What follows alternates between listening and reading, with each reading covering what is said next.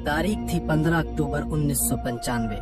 आसमान का राजा कहा जाने वाला double decker luxury plane Pan Am flight 6 अपने 70 यात्रियों और 7 क्रू मेंबर्स के साथ हवाई से सैन फ्रांसिस्को के लिए उड़ान भर चुका था।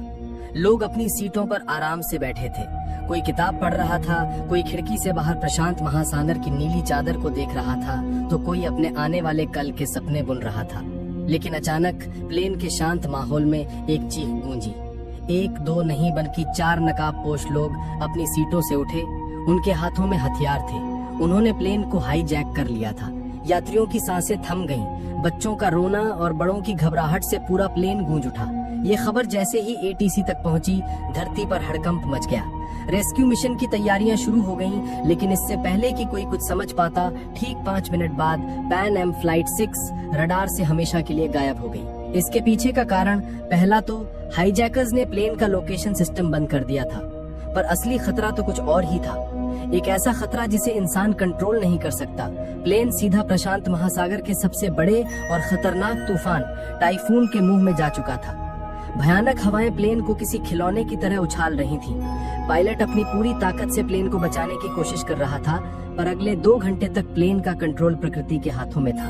और 2 घंटों के इस जानलेवा संघर्ष के बाद प्लेन का एक इंजन फेल हो गया और इसके थोड़ी देर बाद दूसरा इंजन भी फेल हो गया। प्लेन आग के गोले की तरह सीधा समुद्र की ओर गिरने लगा। प्लेन समुद्र की सतह से टकराने ही वाला था कि कुछ लोगों ने हिम्मत दिखाई और हाईजैकरों को मार गिराते और टूटे हुए दरवाजे से ठंडे और अनजान समुद्र में छलांग लगा दी। प्लेन एक भयानक धमाके के साथ पानी में समा गया, लेकिन 60 लोग किसी तरह बच गए थे। उनके चारों तरफ मीलों तक सिर्फ और सिर्फ प्रशांत महासागर की डरावनी लहरें थीं। किस्मत से जहां प्लेन क्रैश हुआ था, उससे बस 100 मीटर की दूरी पर एक चट्टान समुद्र से बाहर निकली हुई थी। सबने अपनी बची कुची ताकत लगाकर उस चट्टान पर पनाह ली। भीगे हुए, कांपते हुए, डरे हुए वे 60 लोग उस छोटी सी चट्टान पर एक दूसरे से लिपटे हुए थे। उनके पास न तो कोई फोन था, न कोई सिग्नल, न कोई उम्मीद। प्लेन का मलबा भी गहरे पानी में डूब चुका था। तभी एक पैसेंजर को याद आया कि उसके बैग में एक दूरबीन थी जो किसी तरह उसके साथ बच गई थी। उसने कांपते हाथों से दूरबीन उठाई और चारों तरफ देखने लगा, और तभी उसे एक उम्मीद की किरण दिखी। लगभग आधा किलोमीटर दूर धुंध में लिपटा एक छोटा सा द्वीप। वो चिल्लाया, आइलैंड, वहाँ एक आइलैंड है। जो लोग तैरना जानते थे, उन्होंने एक पल भी नहीं गवाया। उन्होंने मौत के इस महासागर में फिर से छलांग लगा दी। नीचे खतरनाक शार्क थी, ऊपर ऊंची ऊंची लहरें, लेकिन जीने की इच्छा इन सबसे बड़ी थी। घंटों की मशक्कत के बाद सिर्फ 15-20 लोग ही उस द्वीप के रेतीले किनारे तक पहुंच पाए, बुरी तरह थके हुए लेकिन जिंदा। द्वीप पर पहुंचे लोगों ने एक पल भी आराम नहीं किया। उन्हें पता था कि चट्टान पर फंसे बाकी लोगों को यहाँ लाना होगा, वरना वे लहरों या भूख प्यास से मर जाएंगे। उन्होंने द्वीप पर पड़ी सूखी लकड़ियों और बेलों को इकट्ठा किया और किसी तरह एक काम चलाऊ बेड़ा बनाया। उस टूटे फूटे बेड़े को लेकर वे दोबारा उस जानलेवा समंदर में उतर गए। एक एक करके कई चक्कर लगाकर उन्होंने चट्टान पर फंसे हर इंसान को द्वीप पर पहुंचाया। जब सारे 60 लोग उस अनजान जमीन पर इकट्ठा हुए, तब जाकर उन्हें अपनी असली हालत का एहसास हुआ। ये कोई जन्नत नहीं थी, ये एक सुनसान वीरान द्वीप था। कुछ नारियल के पेड़, थोड़ी बहुत जंगली झाड़ियां और चारों तरफ सिर्फ रेत। न खाने का कोई इंतजाम, न पीने के पानी का कोई स्रोत। निराशा के बादल उन पर छा गए। कुछ लोग घुटनों के बल बैठकर रोने लगे, कुछ अपने परिवार को याद करके चिल्लाने लगे, तो कुछ बस सिर पकड़कर बैठ गए। यकीन नहीं कर पा रहे थे कि वे वाकई जिंदा हैं या ये कोई भयानक सपना है। इसी हताशा के बीच एक स्कूल टीचर मिस्टर डेविड आगे आए।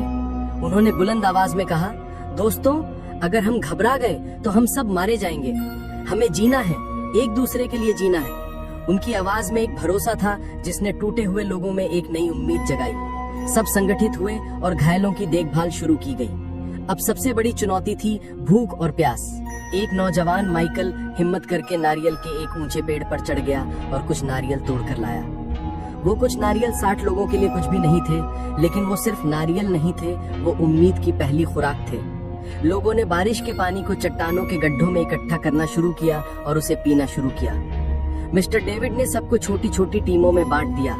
एक टीम को द्वीप पर खाने लायक फल या जड़ें खोजने का काम मिला, तो दूसरी टीम को शेल्टर बनाने का। सबसे मुश्किल काम था मछली पकड़ने का।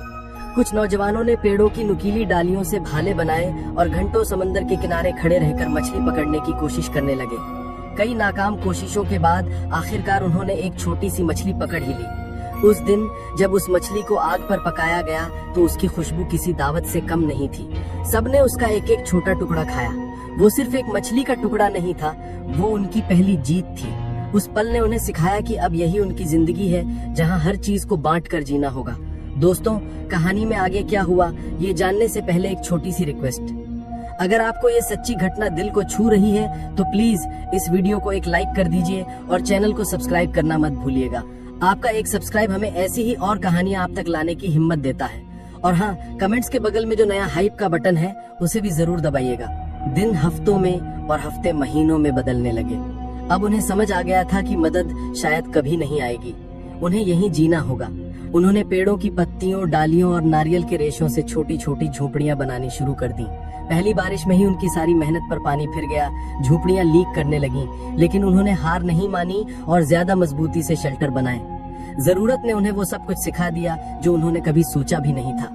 कुछ लोगों ने मछली को धुआं देकर सुखाना सीख लिया ताकि उसे लंबे समय तक बचाया जा सके। एक महिला जो नर्स थी, उसने जंगली पत्तों से छोटी मोटी चोटों और बीमारियों का इलाज करना सीख लिया। उन्होंने फैसला किया कि अगर यहाँ जीना है तो भविष्य के लिए सोचना होगा। उन्होंने नारियल के बीजों को द्वीप के चारों तरफ बोना शुरू किया, जंगली पौधों की कलमों को लगाना शुरू किया। उन्होंने समंदर के किनारे रेत पर नारियल के पेड़ों को गिराकर एक बहुत बड़ा हेल्प लिखा, इस उम्मीद में कि शायद कोई हवाई जहाज इसे देख ले।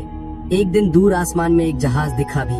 सब पागलों की तरह चिल्लाए, आग जलाकर धुआं किया, लेकिन जहाज ने उन्हें नहीं देखा और गुजर गया। उस दिन कई लोगों की उम्मीद पूरी तरह टूट गई। शुरुआती 2-3 महीने सबसे कठिन थे। अनजान द्वीप का माहौल, खाने की कमी और साफ पानी न होने की वजह से बीमारियां फैलने लगी। निराशा और अकेलेपन ने कई लोगों को मानसिक रूप से तोड़ दिया। एक एक करके 10 लोगों ने दम तोड़ दिया। हर मौत उनके लिए एक गहरा सदमा होती। वे अपने साथी को अपने हाथों से रेत में दफनाते और असहाय होकर रोते। अब वो 60 से 50 रह गए थे। उधर बाहरी दुनिया में महीनों के सर्च ऑपरेशन के बाद भी जब पैन एम फ्लाइट 6 का कोई सुराग नहीं मिला तो सरकार ने उन्हें मृत घोषित कर दिया। उनके परिवारों के लिए शोक सभाएं हुई, अखबारों में उनके नाम छापे गए। दुनिया के लिए वे 77 लोग अप्रशांत महासागर की गहराइयों में दफने एक दर्दनाक याद बनकर रह गए थे। उन्हें नहीं पता था कि उनमें से 50 लोग अभी भी एक अनजान द्वीप पर हर दिन मौत से लड़ रहे थे, इस उम्मीद में कि कोई उन्हें बचाने आएगा। लेकिन दुनिया उन्हें भुला चुकी थी। ये उनके संघर्ष का सबसे काला अध्याय था, जब उन्हें लगा कि वे अब हमेशा के लिए यहीं फंस गए हैं। 2 साल बीत चुके थे, जिंदगी अब एक ढर्रे पर आ गई थी। उन्होंने जीना सीख लिया था। और फिर उस वीरान द्वीप पर एक चमत्कार हुआ। एक महिला ने एक स्वस्थ बच्ची को जन्म दिया। उस बच्ची की पहली किलकारी ने पूरे द्वीप के माहौल को बदल दिया। जहाँ अब तक सिर्फ मौत और निराशा थी, वहाँ अब जिंदगी का संगीत गूंज रहा था। हर कोई उस नन्ही जान को देखने आया। उनकी आंखों में आंसू थे, लेकिन इस बार ये आंसू खुशी के थे।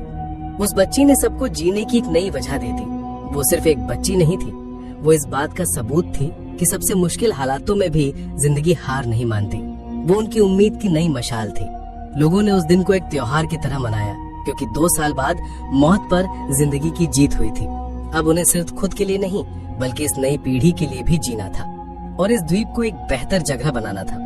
देखते देखते 10 साल गुजर गए। द्वीप पर अब जिंदगी का एक सिस्टम बन चुका था। मिस्टर डेविड ने बच्चों के लिए एक छोटा सा स्कूल खोल दिया था, जहाँ वे उन्हें पढ़ना, लिखना और दुनिया के बारे में बताते थे। उस दुनिया के बारे में जिसे इन बच्चों ने कभी देखा ही नहीं था। सबने अपने अपने काम बांट लिए थे। कुछ लोग मछली पकड़ते, कुछ खेती करते, कुछ बच्चों की देखभाल करते। उन्होंने अपने मनोबल को बनाए रखने के लिए प्लेन क्रैश की बरसी को सर्वाइवल डे के रूप में मनाना शुरू कर दिया।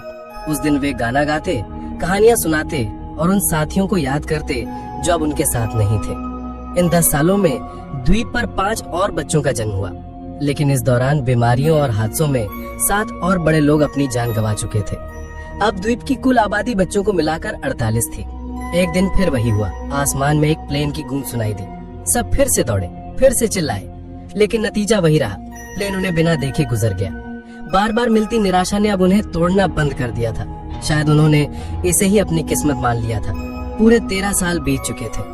जो बच्चे द्वीप पर पैदा हुए थे वे अब किशोर हो चुके थे। उनके लिए यही दुनिया थी, यही घर था। जो बड़े थे वे अब बूढ़े हो चले थे। उनके चेहरे पर संघर्ष की लकीरें साफ दिखती थी। फिर एक सुबह एक ऐसी आवाज सुनाई दी जो उन्होंने 13 सालों में नहीं सुनी थी। एक बड़े जहाज के हॉर्न की आवाज। पहले तो उन्हें यकीन ही नहीं हुआ। उन्हें लगा कि ये भी उनका कोई वहम है। लेकिन जब आवाज दोबारा आई तो सब पागलों की तरह समंदर के किनारे की ओर भागे। उन्होंने अपनी पूरी ताकत से आग जलाई, चिल्लाए, हाथ हिलाए। उनकी आंखों में एक आखिरी उम्मीद की चमक थी। और इस बार चमत्कार हुआ। जहाज ने उन्हें देख लिया था। जहाज रुका और उनसे कुछ दूर लंगर डाल दिया। उस पल को शब्दों में बयां नहीं किया जा सकता। 48 लोग एक दूसरे को पकड़कर रो रहे थे, हंस रहे थे, चिल्ला रहे थे। 13 साल का लंबा भयानक इंतजार खत्म हो गया था। जब रेस्क्यू टीम नाव से द्वीप पर पहुंची तो उनकी आंखों में भी आंसू थे। वे उन लोगों को देख रहे थे जिन्हें दुनिया मरा हुआ मान चुकी थी। जब वे 48 लोग वापस शहर लौटे तो दुनिया हैरान रह गई। वे अब पहले जैसे इंसान नहीं थे। शहर की चकाचौंध, गाड़ियां, इमारतें, सब कुछ उन्हें अजीब लग रहा था। उनकी कहानी किसी को भी यकीन नहीं हो रही थी जब तक कि एक सर्वाइवर की डायरी सामने नहीं आई। उस डायरी में 13 साल का हर एक दिन, हर एक संघर्ष और हर एक मौत और हर एक जन्म का हिसाब लिखा हुआ था। जब मीडिया ने उस डायरी के पन्नों को दुनिया के सामने रखा तो हर कोई रो पड़ा। ये इंसान के हौसले, हिम्मत और जीने की जिद की एक अविश्वसनीय दास्तां थी। इस सच्ची घटना पर बाद में एक किताब भी लिखी गई जिसका नाम था the lost survivors of flight 6, 13 years on the island. ये कहानी आज भी हमें सिखाती है कि उम्मीद की एक छोटी सी किरण भी सबसे घने अंधेरे को चीर सकती है और इंसान का हौसला हर मुश्किल से बड़ा होता है। दोस्तों, आपको इन 48 सर्वाइवर्स की ये दिल दहला देने वाली कहानी कैसी लगी? क्या आप कल्पना कर सकते हैं कि 13 साल एक वीरान द्वीप पर बिताना कैसा होता होगा? अपनी राय नीचे कमेंट्स में जरूर बताइएगा।